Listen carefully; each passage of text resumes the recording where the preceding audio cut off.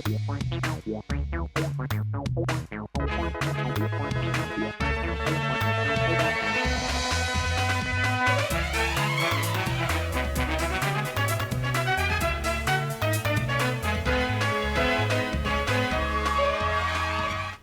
मेरा नाम है जयंती झा और आप देख रहे हैं राष्ट्रीय समाचार। पहले बिना देर के एक नजर डालते हैं हेडलाइंस पर। आदित्य ठाकरे ने रूस से तेल खरीद और अंतर्राष्ट्रीय हालात पर उठाए सवाल। पीएम से देश को निर्देशित कर स्थिति स्पष्ट करने की मांग। उमेश कुशवाहा तीसरी बार बने जेडीयू के प्रदेश अध्यक्ष। नीतीश कुमार को दिया धन्यवाद। संगठन मजबूत करने का संकल्प। निशांत कुमार की राजनीति में आने का किया स्वागत। नीतीश कुमार का काम करने का तरीका पसंद। बिहार नहीं चाहता नीतीश कुमार कहीं जाए। राज्यसभा नामांकन पर जमा खान का बड़ा बयान। शामली की आस्था जैन ने रचा इतिहास। कन्फेक्शनरी दुकानदार की बनी बेटी यूपीएससी टॉपर। तीसरे प्रयास में आस्था जैन बनी टॉपर। ईरान इजराइल तनाव का असर ऊर्जा बाजार पर। कीमतों में बढ़ोतरी से सूरत का टेक्सटाइल उद्योग परेशान। लागत बढ़ने से कपड़ों की कीमतों में बढ़ोतरी की आशंका। शिवसेना के विधायक आदित्य ठाकरे ने अंतर्राष्ट्रीय हालात और रूस से तेल खरीद को लेकर केंद्र और महाराष्ट्र सरकार से कई सवाल पूछे हैं। उन्होंने कहा, ईरान में चल रहे युद्ध का असर ट्रांसपोर्टिंग, मैन्युफैक्चरिंग, एग्रीकल्चर और मेडिकल जैसे क्षेत्रों पर पड़ सकता है। इसलिए प्रधानमंत्री को देश को निर्देशित कर ये स्पष्ट करना चाहिए कि इस स्थिति का देश और महाराष्ट्र पर क्या असर पड़ेगा। आदित्य ठाकरे ने कहा, मुख्यमंत्री को भी बताना चाहिए कि इस युद्ध और वैश्विक हालात का राज्य की अर्थव्यवस्था, निवेश और विकास परियोजनाओं पर क्या असर पड़ सकता है। सामने वो रख रहा हूँ आप ही के माध्यम से। पहली बात तो ये है कि जो ईरान का युद्ध चल रहा है उसमें स्ट्रेट ऑफ हॉर्मुज़ हो या बाकी सारे जो आने जाने के माध्यम हो, फिर वो ट्रांसपोर्ट हो, फिर वो गुड्स का हो, सारे जो हमारे सेक्टर्स इम्पैक्ट होने वाले हैं, फिर वो मैन्युफैक्चरिंग हो, एग्रीकल्चर हो, सर्विस सेक्टर हो, फार्मास्यूटिकल सेक्टर हो, ये सारे सेक्टर्स पे क्या इम्पैक्ट होने वाला है। मेरी अपेक्षा तो ये है कि प्रधानमंत्री महोदय देश को संबोधित करें और खुद कहे कि हमें कौन से क्या हार्डशिप्स झेलने पड़ेंगे अगले 2-3 महीनों में। लेकिन जब तक बात रहती है महाराष्ट्र की, मेरी अपेक्षा है कि आज मुख्यमंत्री महोदय ये बात कहे।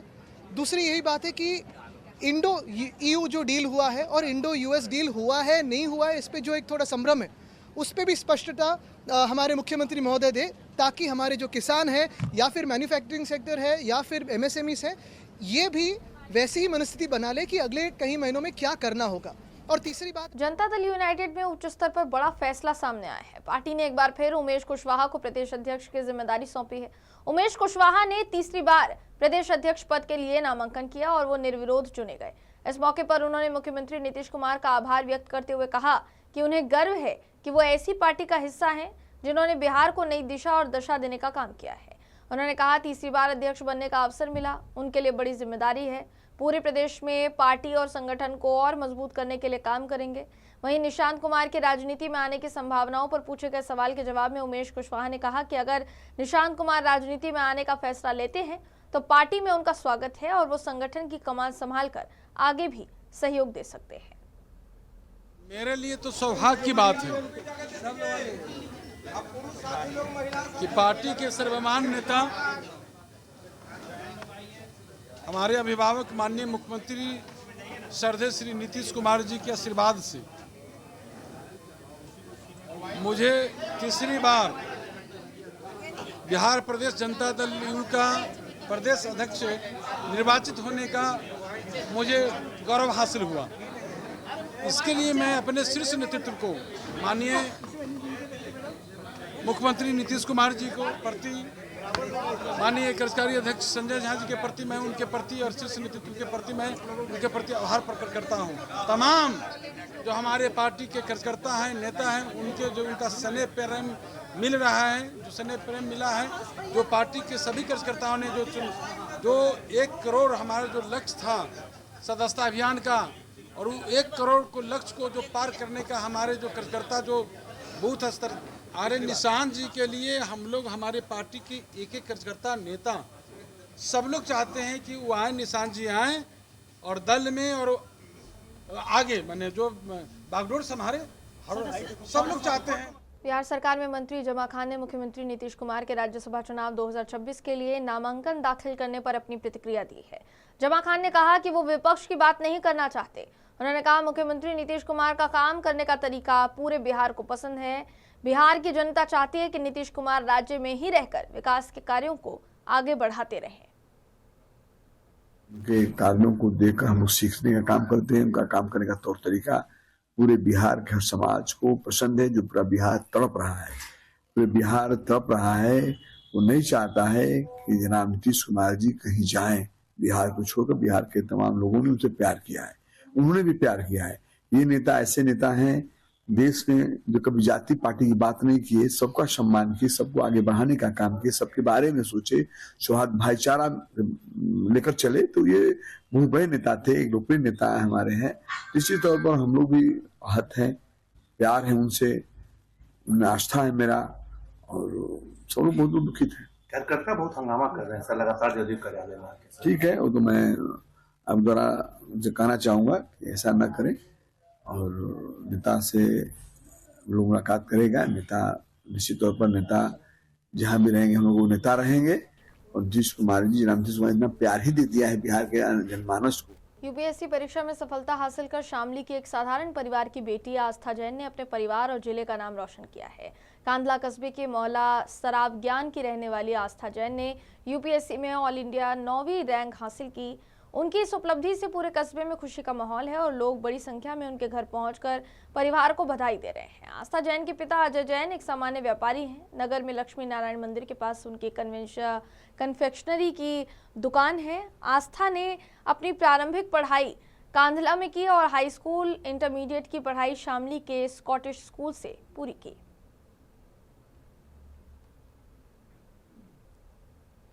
बहुत खुशी का माहौल है, बहुत अच्छा लग रहा है। आज हमारी गुड़िया का सपना था बचपन से ही डीएम बनने का। और उसने 3 साल लगातार प्रयास किया। अभी फर्स्ट अटेम्प्ट में वो आईपीएस आई थी, 131 रैंक आई उसकी, और सेकंड में 181 रैंक आई है। और अब 9वीं रैंक लाकर तो उसने बहुत ही अच्छा, हमारा माहौल बहुत अच्छा कर दिया यहाँ का। बहुत खुश है। क्या कार्य करते हैं आप? जी हम दुकानदार हैं, हम कन्फेक्शनरी की दुकान है हमारी, और हम कस्बा कांधले में रहते हैं। इतना लंबा सफर कैसे तय किया? क्या उम्मीद से आपने अपनी बिटिया को आगे? बस अपनी बिटिया का पर विश्वास था, विश्वास से तय किया है। अपनी बिटिया के सपनों को पूरा करने के लिए दिन रात मेहनत की है। आम लोगों को क्या संदेश देना चाहिए? बस मैं यही कहना चाहूँगी कि जिस तरह हमने मेहनत करके अपने बच्चों को विश्वास करके बाहर निकाला, उनको पर विश्वास किया, ऐसे ही सबको विश्वास करें और अपनी बिटियाओं को। मध्यपूर्व में बढ़ते तनाव का असर अब दुनिया की अर्थव्यवस्था पर साफ दिखने लगा है। ईरान, इजराइल, यूनाइटेड स्टेट के बीच बढ़ते टकराव से अंतर्राष्ट्रीय ऊर्जा बाजार में स्थिरता बढ़ गई है। तेल गैस उत्प्रेरक की कीमतों में लगातार उतार चढ़ाव देखने को मिल रहा है। अब इसका असर भारत के प्रमुख टेक्सटाइल हब सूरत तक पहुंच गया है, जहां रंगाई और वस्त्र प्रसंस्करण उद्योग बढ़ती कीमतें और संभावित आपूर्ति संकट को लेकर चिंतित है। उद्योग से जुड़े लोगों का कहना है कि बढ़ने की कीमतों में तेजी से उत्पादन लागत बढ़ रही है, और अगर यही स्थिति जारी रही तो इसका सीधा असर कपड़ों की कीमतों पर भी पड़ सकता है।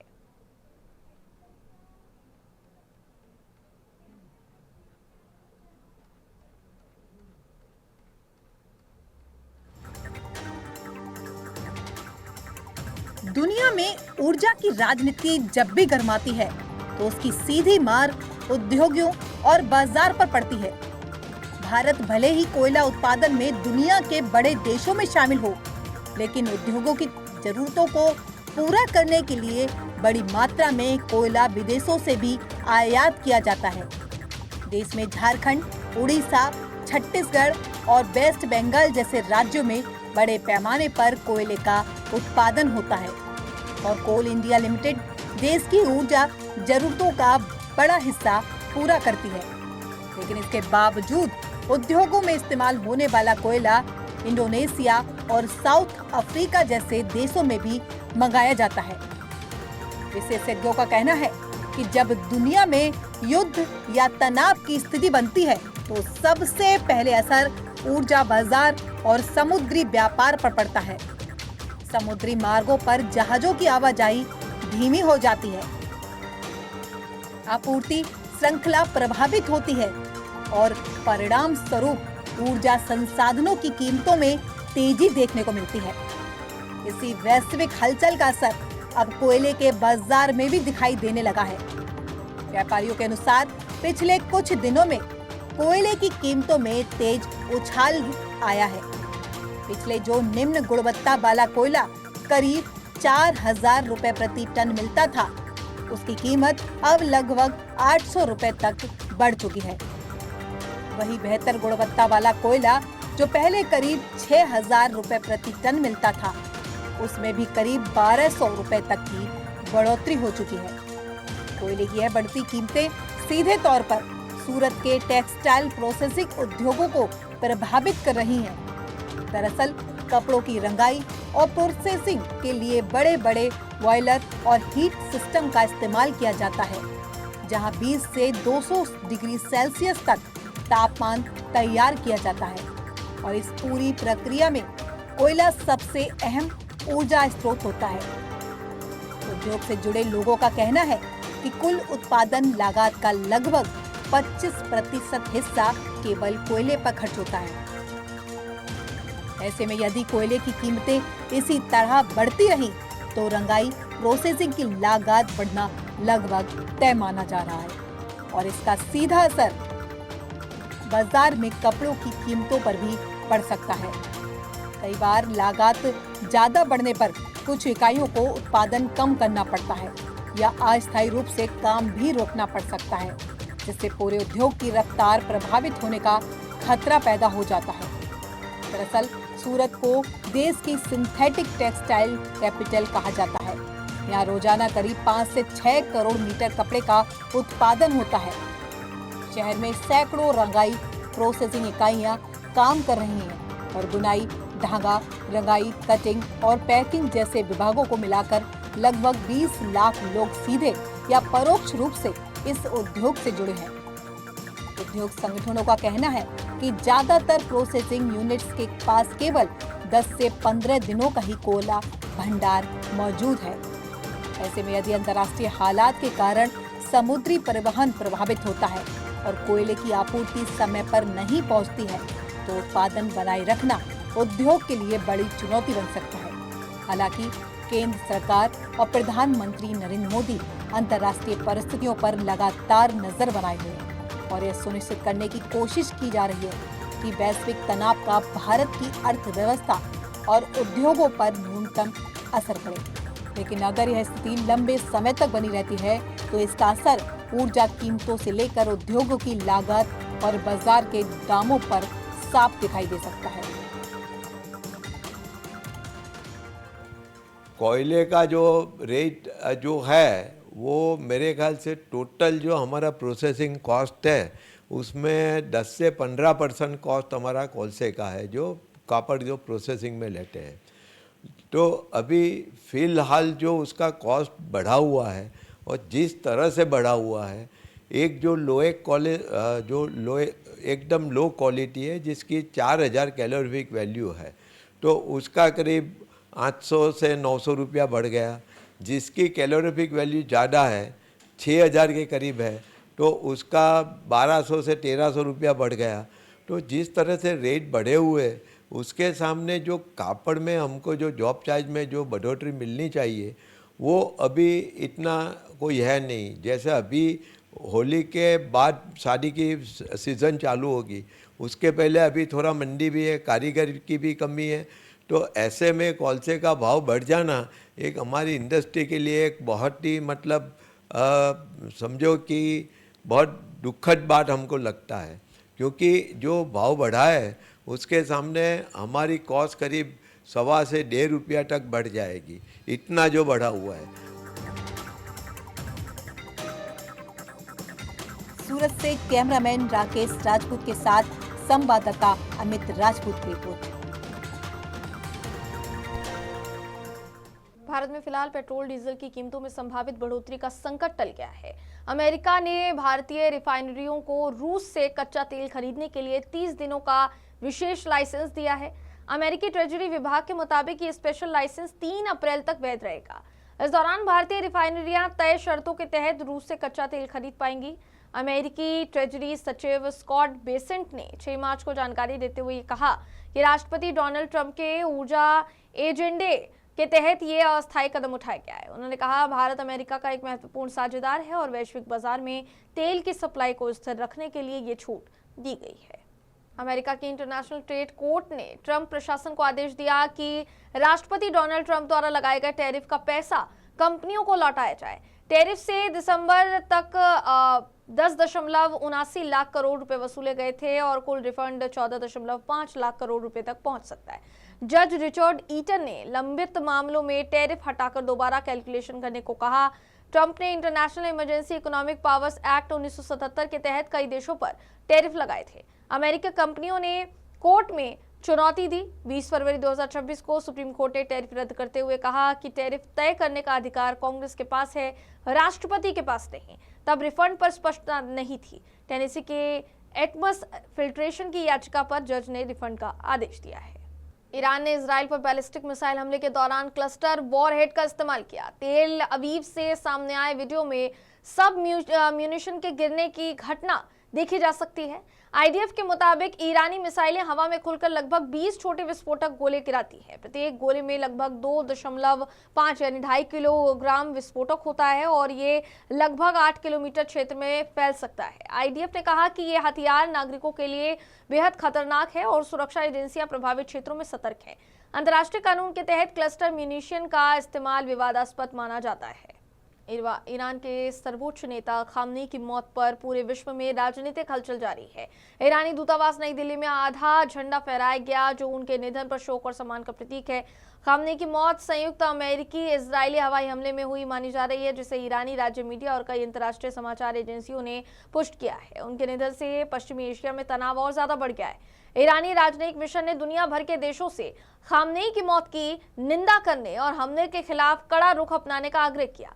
उन्होंने अपने बयान में खामनेई को गहरा मार्गदर्शक बताया और कहा कि उनका योगदान शासन के लिए महत्वपूर्ण था। भारत सरकार ने भी खामनेई की मौत पर शोक व्यक्त किया है। विदेश सचिव विक्रम मिस्री ने ईरानी दूतावास जाकर संवेदना पुस्तिका पर हस्ताक्षर किए और ईरान के राजदूत से मुलाकात की।